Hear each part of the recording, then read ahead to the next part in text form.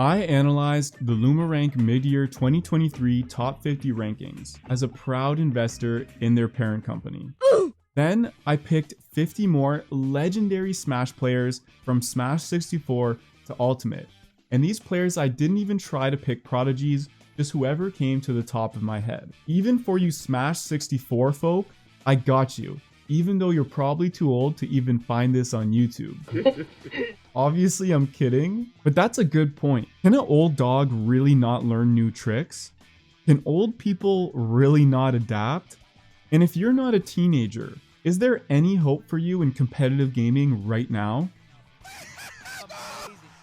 From my analysis, the results shocked me. And that's not clickbait. I found convincing data that I thought I was gonna have to pull out of my theoretical hat. I set out on a mission to study just how Prodigy children become top players.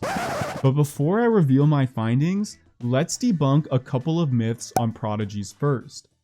Myth number 1, kids just have way more time. All the kids in high school that I know have homework after school and parents bothering them and hovering over them all the time about when they could game and how much they can game. Once you're in university, sure, the workload is harder and there's more of it, but you have way more freedom. In the real world, when you're employed, you don't have homework, so you have all the time after work. Smash players like to act like they're so employed and have a driver's license, but usually they just play video games all day. I already have stuff I gotta pay because of my car. I have a license. I bet a lot of people in this top 8 actually don't have a license. Myth number 2, kids just learn better and it can't be replicated. Now this myth is actually half true. Kids do learn better. It's natural. It's human nature. It's even animal nature, and why a puppy can learn new tricks way better than an old dog. Their brains are more malleable because they're in observation mode. They see the world around them and absorb it. Their brain changes at a much faster pace, and why they could learn things like languages just from observation and listening, even though I've watched so much anime, but my Japanese is still bad. Maybe if I watched it as a baby, I'd be speaking fluently. Even though you won't have a brain of a child, you can replicate the mindset, and that might just be as good, and we'll look into that right now. Let's start with analyzing the Lumarank top 50. First, I define a Prodigy player to be one who is under 18 when the game they become a top player in is released. For example, Tweak became a top player in Smash 4 before a top player in Ultimate, so he actually counts as a Prodigy because he was under 18 when Smash 4 was released. So when I analyze Ultimate, I consider him a veteran Prodigy. It turns out about 2/3 of the top 50 plus HM's DD and Proto Ban are current Prodigies or veteran Prodigies. That means 1/3 of the top 50 players in the world aren't exactly child prodigies. And this is the third I want to focus on. What exactly does it take to become a top player without having the brain of a young person? Here's what this third revealed, and this is what shocked me. Most of them are still very young. And if I change the Prodigy requirement from being under 18 to being 19 and under, I find that every single top player that isn't a child prodigy is from Japan. What?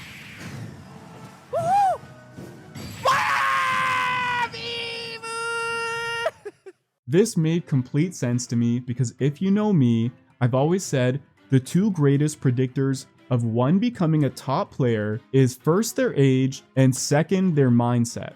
Combine both of these and you'll have a surefire child prodigy. And because Japan's culture is about mastering one's craft, they have a much better mindset for being the best than the West. This tells me you need a Japanese mindset or your success will be limited if you're not under 18. To my surprise, the theories I've had and my own deep desire to copy the mindset of young Prodigy players has already been achieved by the Japanese. I'm going to call this mindset the Japanese mindset from now on, and we're going to study this in detail so we can find out how to achieve it. But first, I analyzed the top 8 of Genesis X. I found that the average player was 22 years old, but some are new school and some are old school. So I took the average time it took for each player to achieve notable status from being a complete random. Making some reasonable assumptions, I found it took an average of 4 years of competition to become a top player from nothing. So it seems like if you start at 18, by 22, you could be a top player. I want to share a couple interesting findings looking at my overall data. The first is that fundamentals is much more important than being a character specialist.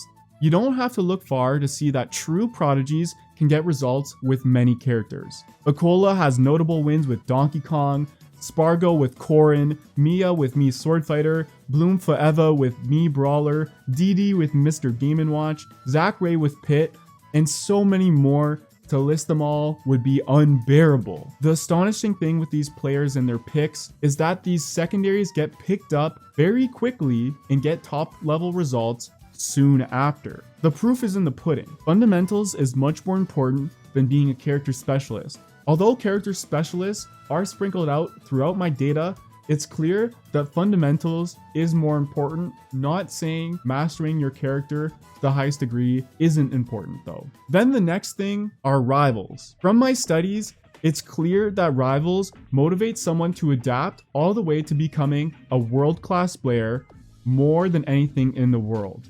It's clear like GOATs from MKLeo and his cousin Javi, Nairo and his brother K-Sizzle, Esam and his brother Nick Riddle, Mars and his brother Pug West, Armada and multiple brothers, and having your region as a rival is a very good thing. Players are usually only as good as their region. Now, when it comes to world-class players who are seemingly one-off in their region, like Gluttony in France, he has his rival as the rest of the globe. And now, because MKLeo is so good, all of Mexico is a world-class country for Smash. So having a sibling or a family member as a rival is huge. Having the rest of the globe as your rival, a similar one is like Zero. I believe he became one of the best because he was one off from Chile. But most of all, the number one rival is the region of Wi-Fi. It is undoubtedly clear that the most correlated aspect of any world-class Smash Bros player is online play. Wi-Fi is the number one region. Online, without it, you are not able to play competitively as much as someone who plays online because you can't be playing offline as much. It's not humanly, physically possible for you to do that unless you're everywhere at once, all the time, every day. So without further ado though, let's get back to that Japanese mindset. What exactly is it and how do we achieve it? Because this is, from my theories and also the data confirming, the exact way to become a top player without being a child. It is the missing piece of the puzzle without exaggeration. And there are 3 principles to the Japanese mindset. The first 2 I've always spoken about and I've always practiced myself, but I'm not exactly a top player. Well, this is the reason why. It's the 3rd principle, and it's the reason why you're not a top player either.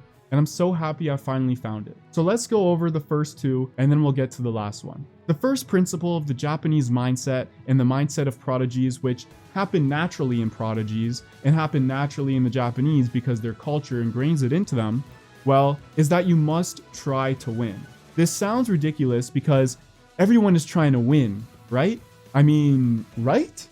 But no, it's so wrong, big time. Trying to win means trying to use everything at your disposal to beat your opponent. But if you look at a player who has plateaued and does the same thing every time, are they really trying to win? No, they have an ego and refuse to adapt their play, like in a Kirby game. If you go in there and do the same thing every time, are you really trying to win? No, you're hoping you beat the boss if you're doing the exact same thing every time. Number 2, you must be 100% okay to lose. You see, think about that Kirby boss. Sometimes you're hoping to win because you're so confident in your strategy and you're trying to win with it. But sometimes you're hoping to win because you're so afraid to try other things because you don't want to risk losing. So these go hand in hand. So combining these first 2 principles, you need the goal of trying to win so you know what you're aiming for. Then you need to be 100% okay to lose so you aren't afraid to try new things and adapt. So what's the 3rd piece? The 3rd piece of the puzzle I've been searching on my YouTube channel for over 5 years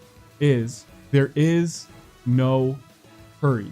There is no hurry to win. Here's the proof. I've always absorbed the first 2 principles since Ultimate came out, and I thought I didn't have an ego because of it. Well, I would try to win, but I would tell myself if I lost, it'd be okay because I love myself regardless. I have no attachment to who I beat or how much I win. But if I lost, I had to face the setback of having to go to the next tournament to win that tournament. I'm okay that I lost, but I wouldn't be okay with the time it would take me to make up for that loss. Now, all those worries about getting your run back as soon as possible and the next tournament, trying to get your win so you can make up for your loss last tournament, those are all worries and they are all ego. See, ego is the opposite of confidence. If you are 100% confident that you will beat that player next time or that you are better than that player, then you don't need to make up for it. And you don't need to rush to get the run back because everything will happen when it's supposed to happen. You don't even need to put any effort. And this is why this third principle is the missing piece of the puzzle, because without it, there is still ego retained. And really, it's these three principles that remove all ego.